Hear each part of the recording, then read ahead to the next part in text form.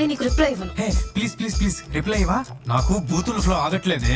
దా కొట్టేసుకుందాం దా. అయితే యాసిడ్ నోట్లో పోసుకోరా, దెబ్బకు చచ్చూరుకుంటావు. Hey thank you for advice. పోవే రే చెప్తున్నా, ఇంక పైన నేను నీకు మెసేజ్ చేసి కెలకను, అమ్మయ్యా నువ్వు నన్ను థ్యాంక్స్. కెలకకు. కాల్ డ్రాపింగ్స్, క్రాస్ కనెక్షన్స్, అసలు ఈ కన్ఫ్యూజన్స్ ఏంటండి? సర్వీస్ ఇవన్నీ ప్రొవైడర్స్ నెట్వర్క్ ప్రాబ్లమ్స్ అని అంటారా? No no no no no, ఇది నెట్వర్క్ ప్రాబ్లం కాదు. 5 years బ్యాక్ 2014 లో ఇలాగే జరిగింది. ఇలాగే కన్ఫ్యూజన్ ఉన్నదన్నమాట. సార్ ఇలా జరగడాన్ని ఏమంటారు? దీన్ని సోలార్ ఫ్లేర్ ఎఫెక్ట్ అంటారు.